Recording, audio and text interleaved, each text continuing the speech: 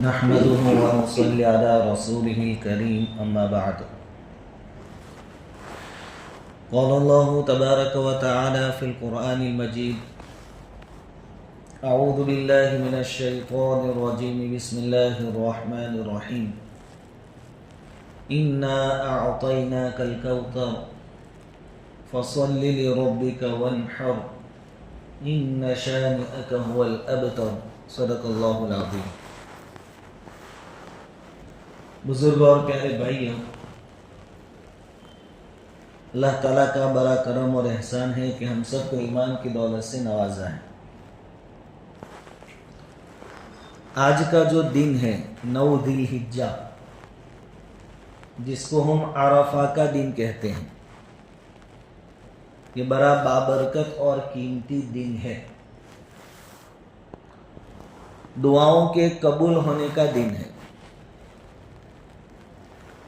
حضرت عائشہ صدیقہ رضی اللہ تعالیٰ عنہ فرماتی ہیں کہ نبی کریم صلی اللہ علیہ وسلم نے ارشاد فرمایا کہ عرفہ کے دن یعنی آج کے دن جتنے لوگوں کو اللہ تبارک و تعالی جہنم سے نجات عطا فرماتے ہیں، اتنا کسی اور دنوں میں اتنے لوگوں کو نجات نہیں دیتے. یعنی آج بے شمار بندوں کو جہنم سے نجات دے کر جنت کا داخلہ ان کا طے کر دیا جائے گا. دعا کرے اللہ رب العزت ہمیں بھی ان خوش نصیب لوگوں میں شامل فرمائے. ہمارے بزرگان دین جن کو ہم اسلاف کہتے ہیں، ان کے معمولات میں یہ بات بیان کی جاتی ہے. امام اوزاعی رحمۃ اللہ علیہ کے حوالے سے بات بتائی جاتی ہے کہ امام اوزاعی رحمۃ اللہ علیہ فرماتے ہیں کہ میں نے ایسے لوگوں کو دیکھا جن کو کوئی بڑی ضرورت تھی، بڑا کام پیش آیا تھا، اس کے لیے ان کو دعا کرنی تھی، تو وہ بڑے بڑے کاموں کے لیے دعا کو عرفہ کے دن تک مؤخر کرتے تھے، لیٹ کرتے تھے. یعنی جب عرفہ کا دن آئے گا تو ہم دعا کریں گے، کیونکہ عرفہ کے دن جو دعا مانگی جاتی ہے اللہ تعالیٰ قبول فرماتا ہے. اور آج تو عرفہ کے ساتھ ساتھ جمعہ کا دن بھی ہے، تو قبولیت کے چانسز ڈبل ہو جاتے ہیں. پھر ہمارا آدھا دن تو دوسرے کاموں میں گزر چکا، لیکن ابھی آدھا دن ہمارے پاس باقی ہے. اس بچے ہوئے آدھے دن کی ہم قدردانی کریں، اللہ تعالیٰ سے دعائیں خوب مانگیں. امام اوزاعی رحمۃ اللہ علیہ فرماتے ہیں کہ میں نے ایسے کئی لوگوں کو دیکھا جن کا کہنا یہ ہے کہ ہم نے آنے والی ضرورتوں کو عرفہ کے دن مانگا اور پھر پورا سال ان ضرورتوں کو پورا ہوتے ہوئے اپنی آنکھوں سے دیکھا.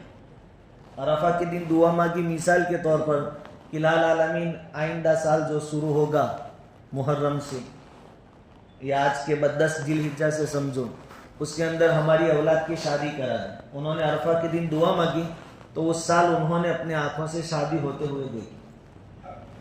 تو کئی لوگ کہتے کہ ہم نے یہ بات 50 سالوں تک آزمائی کہ ہم عرفہ کے دن دعا مانگتے اور اس دعا کی قبولیت پورے سال میں اپنے آنکھوں سے دیکھتے کہ جو عرفہ کے دن مانگا تھا آج قبول ہو گئے. تو آج مانگنے کا دن ہے. مانگیے حج کی سعادت، مانگیے عمرہ کی توفیق، مانگیے 5 وقت کی نمازوں کی پابندی، مانگیے گناہوں والی زندگی چھوڑ کر اچھی زندگی ہم گزارنے والے بنے، ایسی دعا مانگیے. اولاد مانگیے، اگر شادی بیاہ نہیں ہوا ہے تو نیک سالے جوڑا مانگیے. اولاد نہیں ہے اولاد مانگیے، اولاد ہے تو اولاد نیک سالے بنے، یہ دعا مانگیے. آج کا دن اس کے مانگنے کا ہے. قرضے میں ڈوبے ہیں تو قرض کی ادائیگی کے لیے دعا مانگیے. بیماریوں میں مبتلا ہے، بیماریوں سے شفا کے لیے دعا مانگیے. حلال روزی وافر مقدار میں مل جائے اس کی دعا مانگیے. خود کا مکان نہیں ہے آج مانگیے. اور بزرگان دین جس طرح کہہ رہے ہیں کہ ہم نے دعا مانگی اور سال میں اس کو پورا ہوتے ہوئے دیکھا، آپ بھی تجربہ کیجیے. تو جو وقت بچا ہے اس کی قدردانی کریں. بقیہ دن آج کا مغرب تک کا ہم دعاؤں کے ساتھ گزاریں، عبادت کے ساتھ گزاریں. اور خوش نصیب ہے وہ لوگ جنہوں نے اللہ کی توفیق سے روزہ بھی رکھ لیا. نبی کریم صلی اللہ علیہ وسلم کا ارشاد ہے وَصِيَامُ يَوْمِ عَرَفَةَ أَحْتَسِبُ عَلَى اللَّهِ أَن يُكَفِّرَ السَّنَةَ الَّتِي قَبْلَهُ وَالسَّنَةَ الَّتِي بَعْدَهُ أَوْ كَمَا قَالَ عَلَيْهِ الصَّلَاةُ وَالسَّلَامُ. کہ عرفے کے روزے کے متعلق مجھے اللہ تعالیٰ کی ذات سے امید ہے کہ اس روزے کے بدلے میں اللہ تعالیٰ اس روزے کی برکت سے اللہ تبارک و تعالیٰ 1 سال پہلے کے گناہ معاف اور 1 سال بعد کے گناہ معاف فرما دیں۔ اس کے بعد جب سورج غروب ہوگا مغرب کے بعد، اس کے بعد جو رات آئے گی وہ عید کی رات ہے، عید الاضحیٰ کی۔ اسلامی کیلنڈر میں رات پہلے آتی ہے، دن بعد میں آتا ہے۔ تو آج کی جو رات ہے وہ عید کی رات ہے، عید الاضحیٰ، یہ بھی بڑی بابرکت ہے۔ ایک حدیث میں آتا ہے، نبی کریم صلی اللہ علیہ وسلم نے ارشاد فرمایا، من احیا لیلۃ العید ولیلۃ النصف من شعبان لم یمت قلبہ اذا تمت قلوب، او کما قال علیہ الصلوۃ والسلام۔ حدیث کا مفہوم یہ ہے، الفاظ مجھے یاد نہیں رہے، مفہوم یہ ہے کہ جس نے عید کی رات کے اندر عبادت کی، اسی طرح 15 شعبان میں عبادت کی، اس کا دل اس دن نہیں مرے گا جس دن بندوں کے دل مر جائیں گے، یعنی قیامت کے دن۔ اس دن وحشت ایسی ہوگی، ہولناکی ایسی ہوگی، ماحول ایسا ہوگا کہ لوگوں کے دل مر جائیں گے۔ لیکن جس نے عید کی رات میں عبادت کی ہوگی وہ اس ہولناکی کے عالم میں بھی اطمینان کے ساتھ ہوگا، اور اس دن میں کسی کو بے فکری نصیب ہو جاوے، یہ بہت بڑی نعمت ہے۔ تو آج کی رات میں کچھ نہ کچھ عبادت، اور رات شروع ہو جاتی ہے مغرب کی نماز سے، تو مغرب کی نماز سے نمازوں کا اہتمام، مغرب سے پہلے کچھ دیر تک دعا ہو جائے، مغرب کے بعد اوابین کی 6 رکعت پڑھ لیں، مختصر دعا اللہ تعالیٰ سے کر لیں، کچھ صدقات خیرات کر لیں، قرآن کریم کی تلاوت کر لیں، سورہ واقعہ ہی پڑھ لیں، سورہ سجدہ پڑھ لیں جو حضور کا معمول تھا، اور فجر میں جلدی اٹھ کر تہجد کی 2-4 رکعت پڑھ کر اللہ تعالیٰ سے گناہوں کی معافی اور اپنی ضروریات اللہ تعالیٰ کے سامنے ہم پیش کریں، اللہ تعالیٰ ان ضروریاتوں کو پورا کر دیں گے۔ تو آج کی رات بھی قیمتی ہے، اور ابھی سے جو دن ہے وہ بھی بہت قیمتی ہے۔ اس کے بعد عید کے دنوں میں سب سے بڑا جو عمل ہے وہ قربانی ہے۔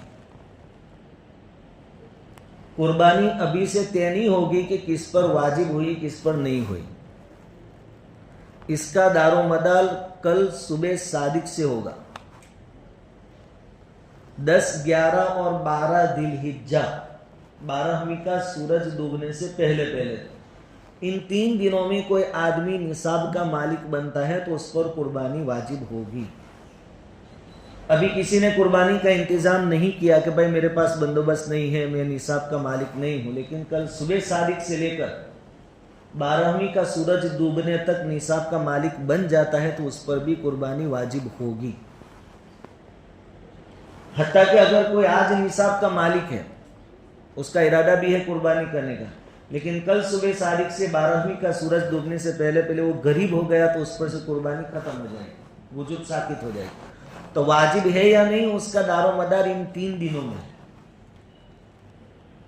اب صاحب نصاب یہ لفظ ہم بار بار سنتے ہیں، نصاب کا مالک۔ نصاب میں 4 چیزیں زکوٰۃ ہو تو دیکھی جاتی ہیں، اور صدقہ فطر اور قربانی کے لیے کچھ اور چیزیں بھی ایڈ کی جاتی ہیں۔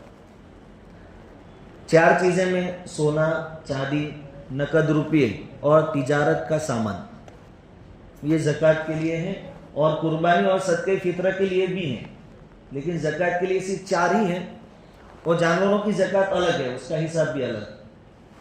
تو کسی کے پاس آج کے تولے کے حساب سے 8.5 تولہ سونا، 87 گرام سونا ہے، صرف اور صرف سونا، یا اس سے زیادہ، تو اس پر قربانی واجب ہوگی۔ کسی کے پاس سونا نہیں ہے، روپیے نہیں ہیں، ویپار کا سامان نہیں ہے، صرف چاندی ہے، تو 52.5 تولہ چاندی اتنا ہے تو اس پر قربانی واجب ہوگی۔ کسی کے پاس سونا نہیں ہے، چاندی بھی نہیں ہے، نقد روپیے ہیں، تو آج کی تاریخ میں اس سال کے حساب سے اگر 60,000 روپیے 61,000 روپے کسی کے پاس ہے تو اس سال قربانی واجب ہوگی۔ اگر یہ تینوں چیزیں نہیں ہیں، سونا، چاندی اور نقد روپیے، تو پھر بیچنے کا جو سامان، کوئی آدمی ویپاری ہے، تاجر ہے، بیچنے کا سامان ہے اس کے پاس، اگر اس کی قیمت 60,000 روپے یا اس سے زیادہ کو پہنچتی ہے تو اس پر بھی قربانی واجب ہو جائے گی۔ اب کسی کے پاس تھوڑا سونا ہے، تھوڑا چاندی ہے، تھوڑے روکڑے روپے ہیں، نقد ہے، اور تھوڑا تجارت کا سامان ہے، تو ان چاروں کو یا 4 میں سے 3 کو یا 4 میں سے 2 کو ملا کر بھی 60,000 روپے ہو جاتے ہو تو قربانی واجب ہو جائے گی. اور ان 4 کے علاوہ ضرورت سے زیادہ سامان جو ہر گھر میں ہوتا ہے. ضرورت سے زیادہ میں کیا آئے گا؟ جس کا سال بھر کبھی استعمال نہیں ہوتا, ایک بار بھی استعمال نہیں ہوتا. اور ایسے برتن اور واسر عام طور پر گھروں میں ہوتے ہیں. کچھ کپڑے بھی ایسے ہوتے ہیں کہ آدمی اس کو سلواتا ہے پھر بھول جاتا ہے یا نہیں پہنتا ہے. اگر سال بھر استعمال ایک مرتبہ بھی نہیں ہوا تو پھر وہ ضرورت سے زیادہ میں سمجھا جائے گا. اس کی بھی قیمت لگائی جائے گی. اس کی قیمت جوڑ کر اگر 60,000 روپے یا اس کے آس پاس آدمی پہنچ جاتا ہے, اتنی مالیت اس کے پاس ہو جاتی ہے, اس پر قربانی واجب ہوگی. تو خیر اپنے اپنے مسئلے الحمدللہ ہر سال. اور یہ بات تو ہے کہ دوسری عبادتوں میں امت چاہے پیچھے ہیں, لیکن جب قربانی کی بات آتی ہے تو امت بڑھ چڑھ کر اس میں حصہ لیتی ہے.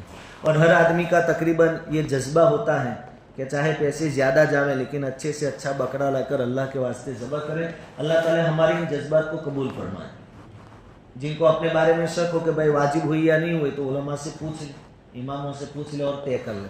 اس کے بعد آئندہ کل عید الاضحیٰ ہے تو اس کے لیے جو سنتیں ہیں اس کا کچھ مذاکرہ ہو جائے. عید کے دن کی سنتیں, تاکہ ہم ایک ایک سنت پر عمل کرنے والے بنیں. تو کتابوں میں پہلی سنت تو یہ لکھی ہے کہ عید کی رات کو عبادت کے ساتھ گزارنا. پہلی سنت یہ ہے کہ عید کی رات کو عبادت کے ساتھ گزارنا. تو اپنی طاقت بھر عبادت کے ساتھ رات کو گزاریں. اللہ تعالیٰ ہر ایک کو اس کی توفیق عطا فرمائے. اس کے بعد صبح میں جلدی اٹھنا.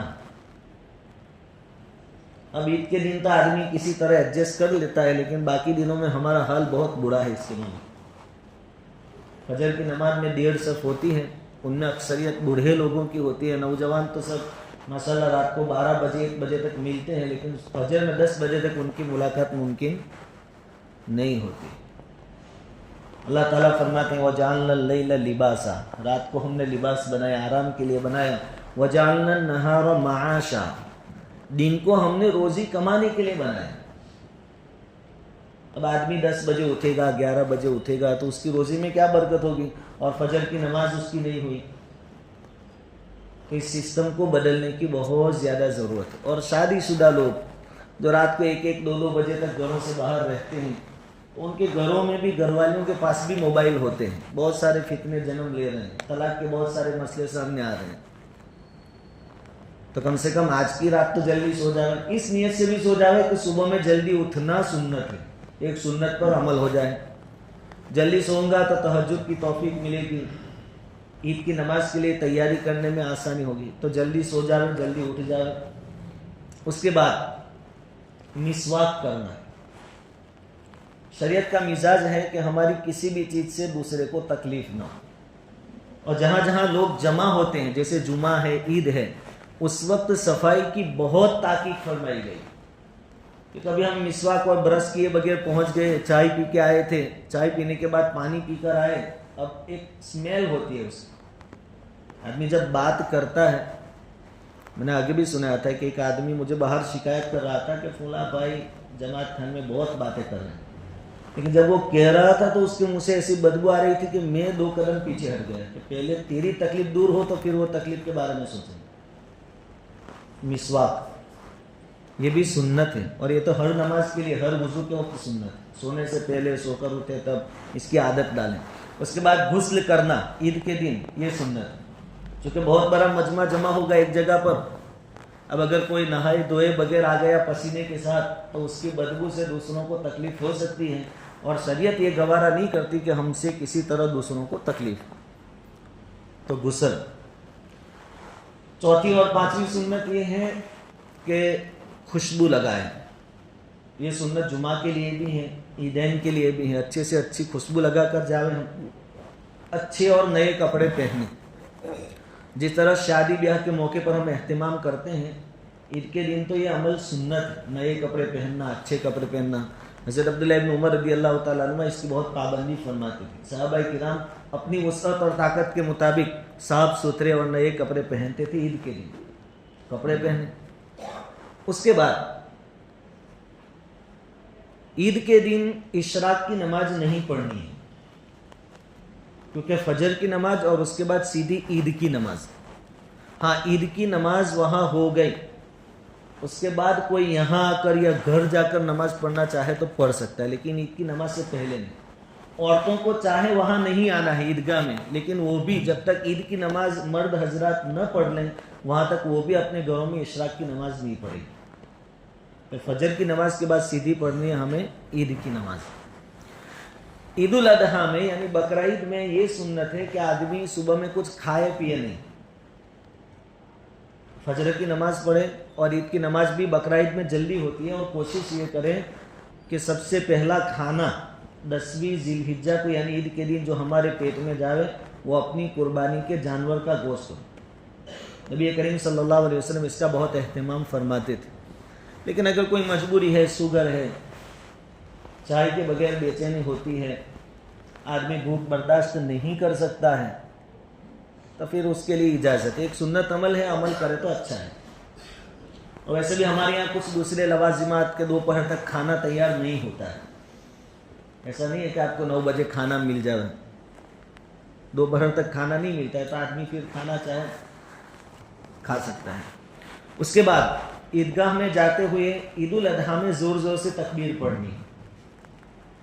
اللہ اکبر اللہ اکبر لا الہ الا اللہ واللہ اکبر اللہ اکبر وللہ الحمد. اور جس راستے سے گیا ہے اس کے علاوہ دوسرے راستے سے واپس آنا ہے. عیدگاہ میں بھی جلدی پہنچ جائے. ہماری وجہ سے ہزاروں کے مجمع کو انتظار نہ کرنا پڑے. مول صاحب ابھی رک جاؤ، ابھی آ رہے ہیں، ابھی راستے میں ہیں، ابھی 2 منٹ اور رک جاؤ. ہماری وجہ سے کسی کو بھی تکلیف نہ ہو، اس کا خیال رکھیں. تو یہ کچھ عید کے دن کی سنتیں ہیں. نہانا، غسل کرنا، مسواک کرنا، خوشبو لگانا، اچھے یا نئے کپڑے پہننا، عید کے دن جلدی سو جانا، رات کو عبادت کرنا، صبح میں جلدی اٹھنا، عیدگاہ کی طرف جلدی جانا. ایک سنت یہ بھی ہے کہ پیدل چل کر جائیں، اور یہ اسی وقت ممکن ہوگا جب آپ گھر سے جلدی نکلیں گے. 7:30 بجے اگر عید کی نماز ہے عیدگاہ میں تو آپ 6:45 کو گھر سے نکلیں اور آپ دھیرے دھیرے چلتے چلتے عیدگاہ چلے جاؤ. یہ بھی سنت ہے. تو بہرحال آئندہ کل تھوڑی جلدی کرنی ہے. اور آج کا جو دن ہے بڑا قیمتی ہے، اپنی دعاؤں کو اس دن میں مانگیں. اور آج کی جو رات ہے وہ بھی بہت قیمتی ہے، اس میں بھی اللہ تعالیٰ سے خوب دعائیں مانگیں. اب آئندہ کل انشاءاللہ قربانی کے کچھ احکام ہیں، ذبح کرنے کے آداب ہیں، اسی طرح قربانی کی مختصر تاریخ وغیرہ وہاں بیان کیا جائے گا. اللہ رب العزت کہیں سنی باتوں پر کہنے سننے سے زیادہ عمل کی توفیق عطا فرمائے.